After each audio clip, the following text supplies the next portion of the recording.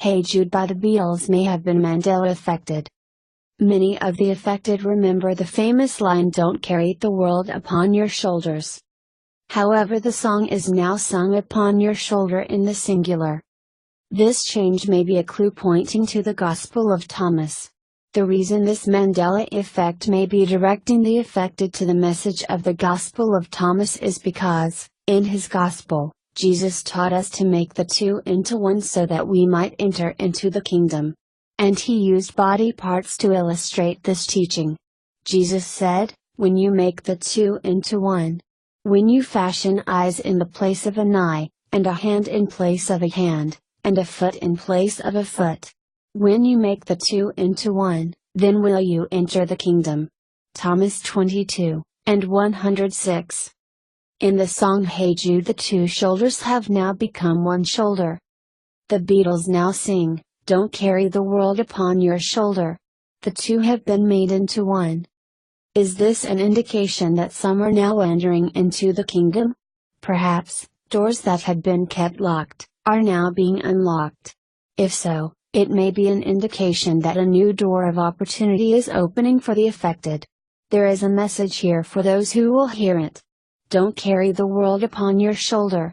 Lay aside every weight, and the sin which doth so easily hinder, and begin to run the race. Hebrews 12:1. There is another way in which the Mandela Affected song Hey Jude appears to be directing the affected to the Gospel of Thomas. The brother of Jesus went by two names. He was often known as Thomas, but sometimes called Jude. Let me explain. The name Jude comes from the Hebrew name Judas. The Gospel of Thomas was scribed by Didymus Judas Thomas. The name Judas, or Jude, is seen most clearly in the prologue to this Gospel authored by Jesus, but scribed by the Apostle Thomas. It begins, "These are the secret sayings which the living Jesus spoke and which Didymus Judas Thomas wrote down." There is another book written by an apostle named Jude that is relevant. It is found within the New Testament. It is a message specifically applicable to the elect alive at the time of the end. It was written by Jude, the brother of James, and is simply known as the letter of Jude. He opens his letter with an introduction, "Jude, the servant of Jesus Christ, and brother of James," Jude 1. Luke agrees, Jude or Judas, was, the brother of James, Acts 1:13. Both of these apostles Jude and Thomas are each known for their brotherly connection to Jesus, their respect for James, and both share the name, Jude, or as it is in the Greek, Judas. Could these two apostles be the same person? Matthew and Mark suggest that both James and Judas, or Jude, were the brothers of Jesus. They write, "Is not this the carpenter's son? Is not his mother called Mary? And his brethren James, and Simon, and Judas?" Matthew 13:55 and 56, Mark 6:3. The author of Jude was the brother of James, and the brother of Jesus. The name Didymus Judas Thomas also has a unique brotherly connection to Jesus. It even seems that Thomas may have looked a lot like Jesus. This is seen most clearly in the meaning of his name. Didymus means twofold or twain. Judas means he shall be praised. Thomas means a twin. It might be said that the once double-minded Thomas shall be praised as the twin. Becoming the twin or looking like Jesus might also have a deeper theological meaning. However, what I am suggesting is that this Didymus Judas Thomas, the scribe of the Gospel of Thomas, is the same Judas that was the brother of Jesus, and the author of the letter of Jude. Again, this is a very significant thought. If these two are one and the same, then the Gospel of Thomas has apostolic authority and really is the Gospel that Jesus authored.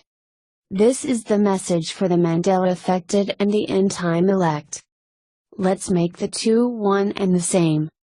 A careful examination of the Gospel of Thomas side by side with the letter of Jude in the New Testament provides evidence that the Apostle Jude, who wrote the New Testament letter of Jude, is the very same Didymus Judas Thomas who scribed the Gospel of Thomas. Let's examine this more carefully. You can view the Gospel of Thomas and the letter of Jude side by side with keyword connections. See the link below. In this examination, the original Gospel of Christ, the Gospel of Thomas, is aligned with the letter of Jude, comparing mutually sequential connections in thought, word, and rhetoric. It can be seen that every single phrase in the letter of Jude aligns sequentially with a corresponding or contrasting phrase in the Gospel of Thomas. Again, see the link below. What makes this side-by-side comparison so especially interesting is that it increases the likelihood that the Didymos Judas Thomas, who is named as the scribe of the Gospel of Jesus, is the same apostle that wrote the letter of Jude. If this author and this scribe are one and the same, then this would explain the extensive interconnectedness between the two texts. When both texts are written by apostolic individuals, both with the same name, and both clearly sharing brotherly connections to Jesus, then such a complete and extensive correspondence between the two texts strongly suggests that the scribe of Thomas, and the author of Jude are indeed the same person. This makes the Gospel of Thomas a very, very early document with apostolic authority. Each of these two books explains the meaning of the other. When you make the two one, then you will enter the kingdom, Thomas 22. And both are a message for the end-time elect. Concerning the time of the end, the message of Jesus is simple: "Hey Jude, don't be afraid." And so Jude writes concerning the return of the Nephilim, and quotes from the book of Enoch regarding the day of tribulation, when all the wicked and godless are to be removed.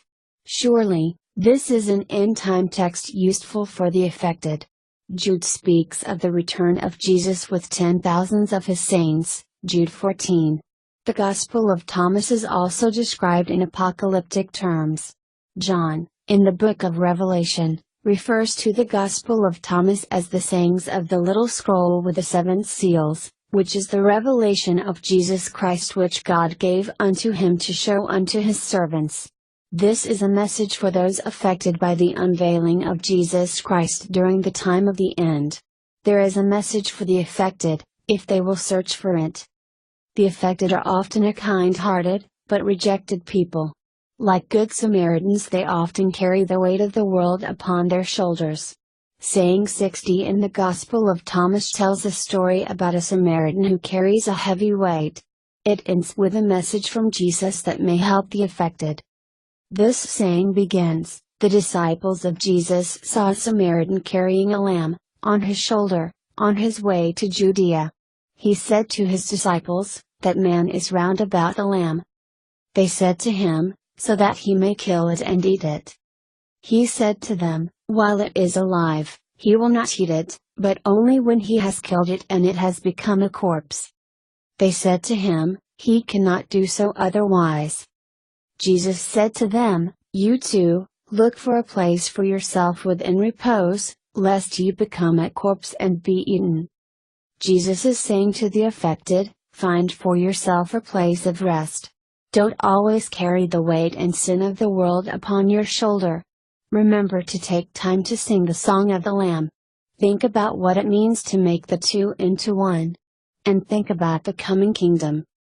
Jesus said, when you make the two one, and when you make the inside like the outside and the outside like the inside, and the above like the below, and when you make the male and the female one and the same, so that the male not be male nor the female female, and when you fashion eyes in the place of an eye, and a hand in place of a hand, and a foot in place of a foot, and a likeness in place of a likeness, then will you enter the kingdom. Thomas 22. Make the two into one. Place your shoulder together with his shoulder, like two oxen into one yoke. Go plow the field. Representing Jesus, as an ambassador, go out seeking the bride of Christ. This is a message for the elect from amongst the affected. The lyrics remind us, you were made to go out and get her. Go therefore, and take up this cross, and remember to take the gospel of Jesus with you. Hey Jude is perhaps one of the most popular songs of all time. but it may be pointing us to an even more important song, the Song of the Lamb. In this way, we take this sad song and make it better. Remember the message that Jesus gave us to sing. For more on this wedding song of the Lamb, see the links below. It would be a serious mistake at a time like this to ignore the Gospel of Thomas. We must not write it off as just another apocryphal writing. It is so much more, and it appears that God is now testifying to this himself, through the Mandela effects. Jesus said, "Lift up the stone, and you will find me there." Thomas 77. The Beatles might be the only sign of life that one might expect when lifting up a stone. However, in this case, it really can be the Beatles that are the sign pointing the effect into a new way of life. Jesus said, "You will find me there." It is time to give this apostolic writing its proper place. It is now high time to wake out of our sleep, and acknowledge this preeminent message from Jesus. These are the words of the living Jesus for our time. This is the everlasting message of Jesus for us that was scribed down by his servant Didymus Judas Thomas. Are you willing to see the message? Keep your eye on the prize and your hand on the wheel and pay attention to the signs. Ezekiel 1 verses 15 through 21. You are about to go for a ride.